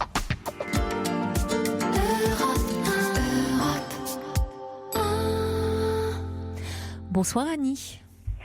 Amy. Ah, c'est Amy, pardon. Bonsoir, oui, Amy. J'avais écrit Ami sur votre petite fiche. Amy. Non, c'est pas grave. Je vous remercie beaucoup de prendre mon appel. Je suis un petit peu impressionnée, mais j'espère que ça va passer. Oui. C'est les premières minutes qui sont un peu impressionnantes et puis après, ça va mieux. C'est ça. Non, mais vous êtes toujours très, très rassurante pour les gens. On sent bien que vous savez très bien écouter. Donc, bon. Je vous fais confiance. En tout cas, c'est pour ça que je vous appelle. C'est que... Oui. Voilà, j'ai un souci, j'ai besoin de vos lumières. Je dois répondre à un courrier et je ne sais pas du tout comment m'y prendre. Alors, pour vous expliquer un petit peu depuis le début, donc moi je suis étudiante en fin d'études et aussi professeure d'anglais. Donc je termine mes études pour justement faire prof d'anglais à plein temps. Et j'ai un papa qui, on a appris il y a à peu près bientôt 2 ans, est malade d'une maladie qui est proche d'Alzheimer. Et qui le handicape beaucoup et de plus en plus, malheureusement, il n'y a pas de traitement, c'est vraiment difficile. Donc, au début de l'année, j'ai fait des recherches pour pouvoir trouver un bon orthophoniste qui serait spécialisé parce que mon papa souffre d'aphasie dans sa maladie, donc il perd de plus en plus le langage. Il fallait quelqu'un pour l'aider à le maintenir par rapport à son expression parce que c'était très frustrant pour lui de ne pas pouvoir dire ce qu'il pensait. Et il était très malheureux. Donc, j'ai trouvé un très bon spécialiste. C'est quelqu'un de très, très connu dans la région. Il est vraiment très bien. J'ai pris rendez-vous pour mon papa. Je suis allée avec lui. Bon, tout s'est très bien passé, etc. Ce monsieur s'est montré vraiment très professionnel. Et mon papa s'est tout de suite pris d'amitié pour lui. Le courant est très bien passé. Donc, les séances se passaient très bien. Il le voyait une fois par semaine. C'était vraiment parfait. Donc, en parallèle à ça, moi, je suis des études qui m'intéressent beaucoup pour justement enseigner. Et j'ai rencontré ce monsieur dans le cadre de mes études pour mon mémoire parce que je m'intéresse aussi à la dyslexie, à comment aider les enfants qui souffrent de dyslexie pour apprendre l'anglais. D'accord, donc vous lui avez demandé qu'il vous fasse part de son expérience, enfin, ça vous a permis, par rapport à votre mémoire. Exactement. Donc, rien de plus. Malheureusement, il y a 3 mois, les choses se sont précipitées et mon papa a été placé dans une maison de retraite médicalisée, bien qu'il soit assez jeune. Enfin, il n'a que 68 ans, mais c'était compliqué. Voilà, et étant donné que ce spécialiste était très bénéfique pour mon papa et qu'il était très attaché, que ça l'aidait beaucoup, j'ai insisté pour qu'il continue de voir son orthophoniste une fois par semaine. Et ce monsieur s'est fait un grand plaisir, était très content de se rendre à domicile, enfin pas à domicile, à la maison de retraite. Dans cette maison de retraite, oui. Voilà, une fois par semaine. Donc tout se passait bien, sauf que dès lors que mon papa est rentré dans cette maison de retraite, on a maintenu un lien avec ce spécialiste. Justement parce qu'il l'avait connu avant et que c'était la seule personne que je connaissais et que mon papa connaissait d'avant son entrée en maison de retraite et qui faisait partie du corps médical quand même avec laquelle je pouvais échanger si jamais, ou avec laquelle lui il pouvait me contacter si jamais il y avait un souci. Par exemple, il m'a contacté une fois pour me dire qu'il trouvait que mon papa allait pas très bien, donc du coup on est resté en lien par rapport à ça, par rapport à mon papa. Oui, toujours, bien sûr, c'est le lien premier, votre père. Voilà, et justement, en fait, au départ, on s'est entretenu par téléphone juste avant l'entrée de mon papa en maison de retraite parce que justement, nous ne sommes que 2, ma maman et moi, à s'occuper de mon papa. Cette situation est vraiment très difficile. On était perdus parce qu'il y a eu plein de soucis qui se sont accumulés en même temps. Et comme je me retrouvais assez seule face à cette situation, je lui ai passé un coup de fil pour lui demander des conseils, etc. parce que c'était par rapport à mon papa et sa maladie. Donc à partir de ce moment-là, donc on a échangé un tout petit peu par téléphone et par écrit aussi de temps en temps. Il laissait une lettre dans la chambre de mon papa pour donner un peu des nouvelles et puis discuter. C'était très simple, mais très agréable. Il n'y avait pas de sous-entendu, aucun. Donc le souci, c'est que là, il est parti en vacances pendant 2 semaines. Moi, j'avais écrit la dernière lettre avant. Oui. Il n'y avait aucun souci. Et puis, je lui avais bien précisé, même au téléphone, plusieurs fois, il fallait pas qu'il se sente obligé d'écrire si jamais ça le faisait ou que il se sentait obligé, etc. Moi, c'était une simple correspondance amicale et qui aussi permettait de maintenir un lien par rapport à mon papa. Pourquoi avez-vous cru bon de le préciser que c'était une simple correspondance amicale, je dirais même professionnelle, plus exactement, même si vous avez, puisque il intervient en tant qu'orthophoniste auprès de votre père, mais c'était plus amical après entre vous. Oui, parce qu'en fait, disons que ça n'était pas du tout personnel, c'est resté quand même professionnel, mais c'est, pour tout vous dire, c'est à peu près la seule personne normale que je connais dans ma situation. On est vraiment très seul je me suis entretenue avec lui parce qu'il était très rassurant par rapport à mon papa. On lui fait confiance. Vraiment, c'est quelqu'un de très professionnel. Mais il s'est établi une correspondance où on échangeait des nouvelles par rapport à mon papa. Et puis, il y a 2 ou 3 choses plaisantes, mais jamais personnelles. Jamais par rapport à sa vie privée ou la mienne. C'est ça qui était agréable, justement, un échange de lettres tout à fait simple et agréable, et comme une espèce de refuge, un moment de paix dans la vie que moi je mène. Et qui était bien sûr, oui. Rassurant. Donc, oui. Voilà, et moi je l'ai précisé déjà parce que... Mais pourquoi justement ce besoin de le préciser? Voilà. C'est ça qui... Parce que justement, comme je savais que il fait son travail, etc., je voulais pas non plus... Moi, je suis quand même...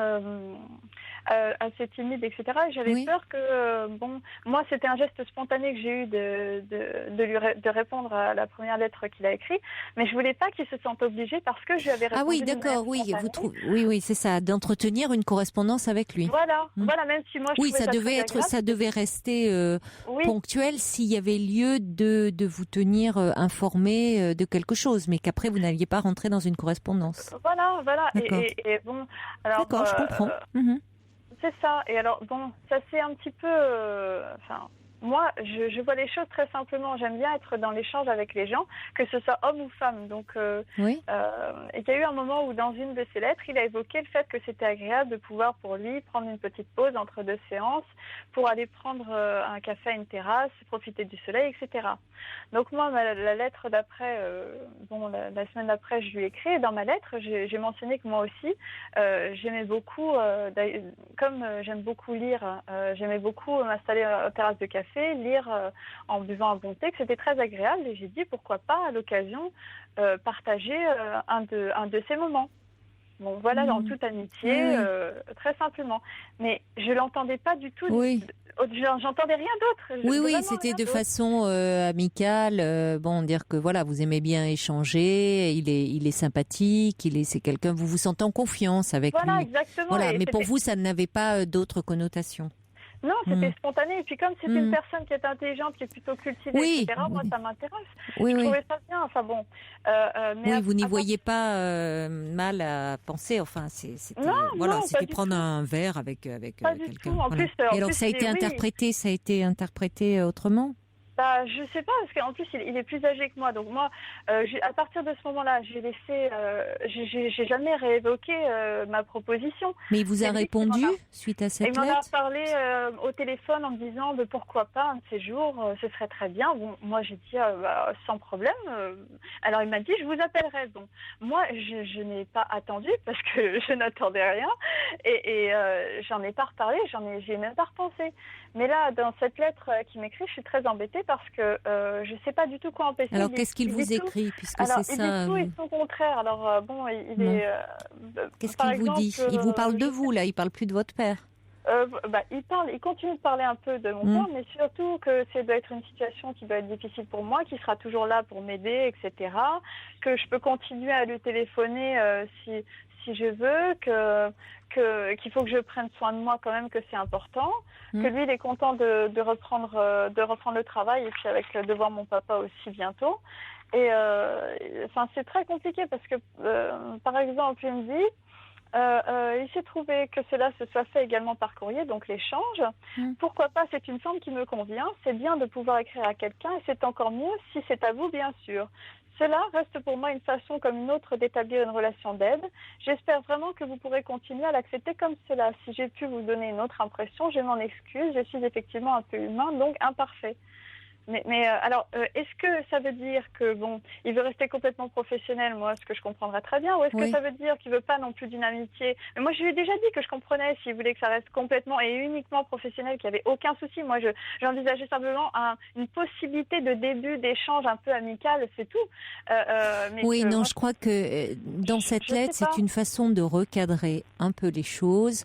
Il le dit bien que finalement, c'est une relation d'aide qui se fait par ce biais du courrier, que s'il a pu laisser entendre autre chose, la possibilité d'un autre type de relation, c'est qu'il s'en excusait, qu'il y avait eu, semble-t-il, une confusion. Il a dû se rendre compte que finalement, il était un peu débordé et que peut-être ça pouvait aller trop loin. C'est-à-dire que déjà lui, quand il a commencé à parler de lui, du fait qu'il aimait bien prendre un verre en terrasse et autres, il sortait du cadre, entre guillemets.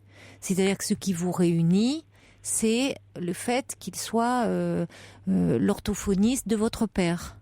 Donc, comme vous ne vous croisiez plus, il y avait ce moyen-là de donner des informations par le biais de courriers. Les courriers, normalement, doivent concerner votre père.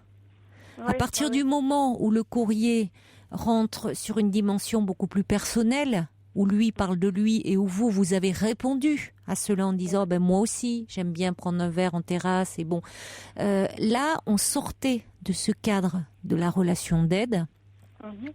Et là, ça peut effectivement prêter à confusion et il a besoin de recadrer. Donc, pourquoi voulez-vous y répondre? Parce que finalement, vous allez vous remettre dans une situation qui est compliquée, ce qui est le principe même de cette lettre. Je crois que c'est peut-être ce qui est à reconsidérer, c'est ces échanges par lettre et ne mettre plus que vraiment une note s'il y a quelque chose que vous voulez transmettre ou lui faire savoir. Mais ne pas rentrer dans une correspondance. Et là, pourquoi répondre à cette lettre? Cette lettre n'appelle pas de réponse. Il éprouve le besoin de recadrer le type de relation qu'il veut avoir avec vous. Et on reste dans la relation d'aide où il est l'orthophoniste de votre père. Et où il vous dit, évidemment, c'est compliqué pour vous, mais bon, voilà. Mais on reste dans ce cadre-là. Donc, pourquoi voulez-vous lui répondre? Voilà, non, parce que moi, c'est ce que j'ai dit, en fait, parce que quand je lui en ai parlé au téléphone il y a quelques semaines, que je lui ai dit qu'il n'y avait aucun souci, que ça pouvait très bien s'arrêter là, cette correspondance, s'il le souhaitait. Lui, ça a été le contraire. Moi, il m'a donné son adresse personnelle pour que je lui écrive, ce que je n'ai pas fait. Mais donc, je ne sais plus. Oui, mais parce que cet homme, semble-t-il, j'ai l'impression que du coup, c'est peut-être qu'il n'a pas l'habitude de ce genre d'échange. Non, certainement. Et je pense que c'est ce qui, à un moment, crée une certaine ambiguïté. Et je pense qu'il est préférable. Il est très professionnel, vraiment très compétent au niveau professionnel, mais j'ai l'impression du côté rapports humains, c'est peut-être plus compliqué pour lui et que du coup, il ne sait pas trop quoi faire. Oui, mais pour vous non plus. Et visiblement, cet homme, vous n'êtes pas, vous le trouvez très sympathique. Vous êtes à un moment où vous êtes quand même fragilisé par tout ce que vous vivez. C'est lui qui s'occupe de votre père et il est très proche. Vous avez beaucoup investi aussi cette relation parce qu'il est là dans une relation d'aide avec votre père. Vous aussi, vous avez besoin d'un soutien, de réconfort que vous pouvez trouver auprès de lui. Donc tout est un peu mêlé et un peu confusionnant, j'ai envie de dire. Donc le mieux, il recadre dans cette lettre, lui. Il faut entendre ça. Donc je pense que maintenant... même par rapport au courrier, moi ça me gênait que finalement ces courriers soient... Je lui ai dit, on peut arrêter ou alors on peut... Mais c'est pas arrêter. Vous n'êtes pas des amoureux. Il n'y a pas à arrêter. Oui, je pense qu'il est préférable d'arrêter.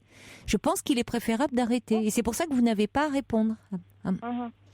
Parce que vous allez lui répondre quoi? Oui, j'avais bien compris, désolé, oui, on n'ira pas prendre de verre ensemble. Enfin, on est très loin de la relation d'aide. Alors ne répondez pas. Et puis, si vous avez, par rapport à votre père, vous faites passer les messages aussi par l'équipe de la maison de retraite ou, quand vous le voyez, ou vous pouvez lui passer un coup de fil. Mais vous arrêtez cette correspondance. Oui, parce que il finit par du Prévert où il dit même si le bonheur t'oublie un peu, ne l'oublie jamais tout à fait.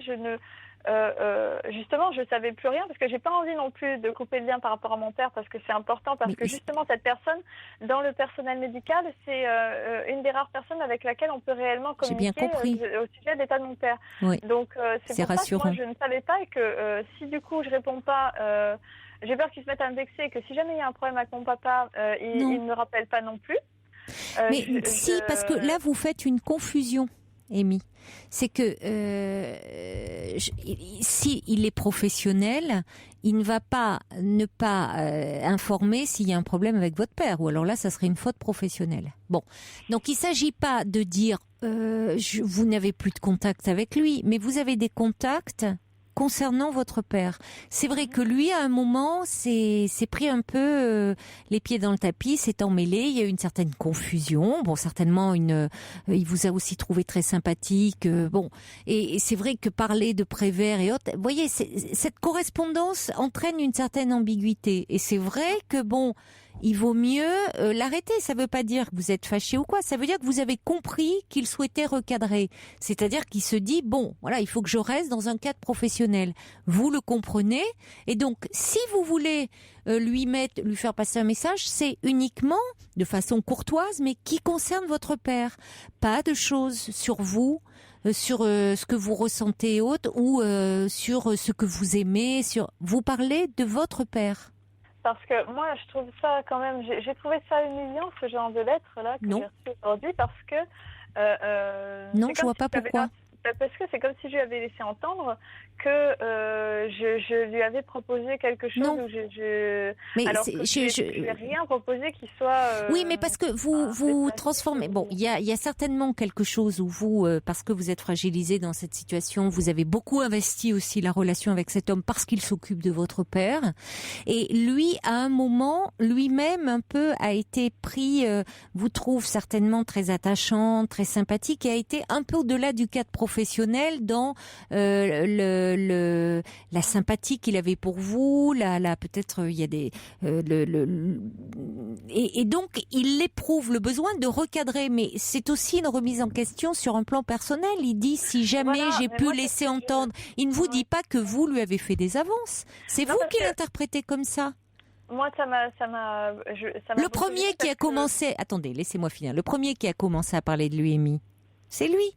En parlant du fait qu'il aimait aller prendre un café et autres et que c'était très agréable. Bon, vous avez emboîté le pas. Et puis à un moment, il s'est dit, oh là là, cette situation déborde, il faut que je recadre. Bon, en ne répondant pas, vous dites oui, vous avez compris. Parce que si vous répondez, ah oui, j'ai bien compris que ça déborde, mais enfin voilà, je voulais vous dire que moi aussi, je voudrais pas qu'on soit fâchés et autres. Enfin, vous voyez, et hop, c'est reparti pour un tour. Non. Vous montrez que vous avez compris, mais il n'y a rien d'humiliant à ça. C'est que l'un et l'autre, vous êtes dans des rapports humains, il vous le dit lui-même, il est faillible. Et peut-être qu'effectivement, il a été aussi troublé par vous. Bon, et alors ? Ça peut arriver. Il vous le dit, il est humain, il est faillible. Il recadre les choses, vous l'avez entendu. Pourquoi vous le prenez tout à votre charge ? Parce que ça me laisse cette impression que... S'il se croit obligé de préciser ça, c'est comme si j'avais laissé entendre quelque chose. Non, mais c'est vous qui, voyez, là vous interprétez trop loin en pensant que bon, oui, peut-être il y a eu quelque chose qui est passé d'une relation de charme entre vous. Et alors, bon, c'est comme ça. Là, on regarde les choses. Je cours pas derrière lui, jamais je me suis arrangée. Mais peu importe, c'est comme ça. S'il y a eu, bon, ok, c'est pas grave. C'est pas grave. Vous n'en êtes pas là. C'est Amy, c'est l'orthophoniste de votre père. D'accord ? Vous recadrez les choses. Oui, tout à fait, mais c'est pour ça. Donc vous n'avez pas à répondre à cette lettre. Vous compliquez trop les choses. Vous voyez bien en parlant que cet homme prend vous lui donnez une importance. C'est au-delà de l'orthophoniste de votre père. D'accord. Oui, mais Caroline, je voudrais savoir un truc. Ça fait longtemps quand même que vous écoutez les gens, que vous échangez avec eux. Mais comment ça se fait les échanges simples, normaux ou même amicaux entre hommes et femmes, c'est pas possible. En dehors du fait, il y a mon histoire. Oui, je suis bien d'accord. Mais en général, j'ai l'impression que c'est impossible de parler d'une manière amicale avec un homme. Comment c'est possible que tout de suite, il y a des choses qui sont ambiguës ou qu'il y a des choses qui sont interprétées, ou alors ça se passait très bien, là, tout était très agréable et ça se transforme, ça tourne en autre. Oui, mais justement, vous dites c'était très agréable, il y avait un échange, il y avait une communication qui allait au-delà d'une relation professionnelle. Alors maintenant, ça sera un autre débat et qu'on va pas entamer ce soir. L'amitié entre un homme et une femme est-elle possible ? Oui. Moi, je pense personnellement que oui, je ne suis pas la seule à le penser. Mais il y a toujours, effectivement, à un moment, cette amitié peut basculer en relation amoureuse. Il y a du désir qui, à un moment, peut surgir dans la relation d'amitié. Rien n'est jamais figé. Pour autant, bien heureusement, qu'il peut y avoir des relations amicales entre hommes et femmes. Bon, maintenant, dans la relation que vous décrivez, cette relation, à un moment, vous a apporté autre chose, et c'est-à-dire cet homme qui était l'orthophoniste de votre père et qui est toujours l'orthophoniste de votre père, à un moment, vous l'avez investi un peu différemment. Je dis pas comme un amant potentiel, je dis que c'était agréable cet échange, comme vous auriez pu converser avec un ami, vous parlez de relations amicales. Le problème, c'est qu'il recadre les choses, vous n'êtes pas dans une relation amicale, même si il a certainement beaucoup de sympathie pour vous, comme vous pouvez en éprouver pour lui. Mais il est là pour s'occuper de votre père, prendre soin de lui. Donc, pour lui, si vous voulez, il a besoin d'une certaine...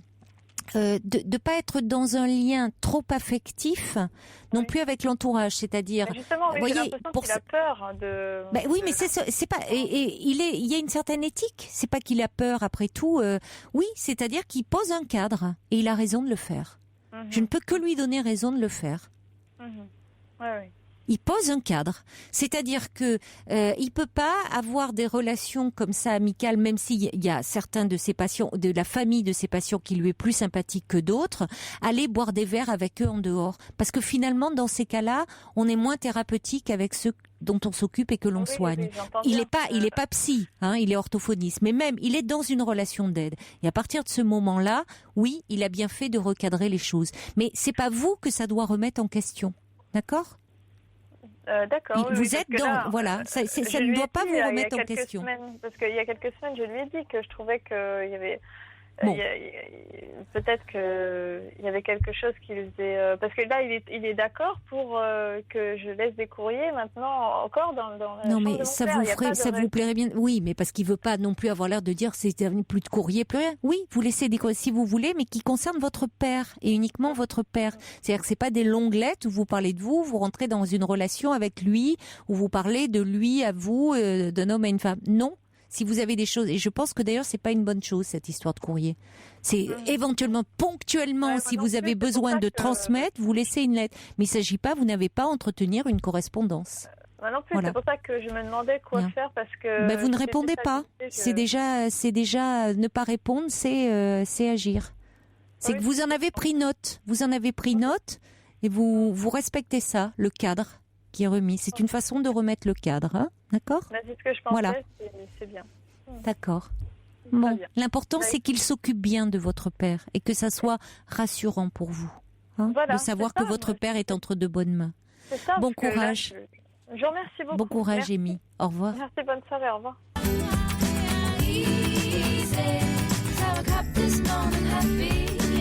Meylan, Easy, des réactions par SMS. Matt qui dit cet orthophoniste a fait preuve de conscience professionnelle. Cathy qui dit souvent quand on complique les choses, c'est qu'elles ne sont au fond pas si claires pour nous-mêmes. Et puis il y a Eridan qui dit quelque part, Caroline, je trouve que toute distanciation professionnelle est contre nature. Moi je crois pas. Je crois qu'au contraire c'est indispensable dans la relation d'aide d'avoir cette distance qui permet justement de soigner. Alors ça ne veut pas dire qu'il n'y a pas de l'empathie, qu'on n'est pas touché par ce que l'autre sent, mais pas touché au point d'en être complètement bouleversé, effondré. C'est ce qui permet de soigner. Et donc on ne peut pas être dans l'échange amical vis-à-vis de ceux que l'on soigne. Merci beaucoup d'être à l'écoute. Très belle nuit à vous. Faites de jolis rêves. Il est maintenant 1h sur Europe 1, l'heure des informations présentées par Marie Bertin. Bonsoir Marie.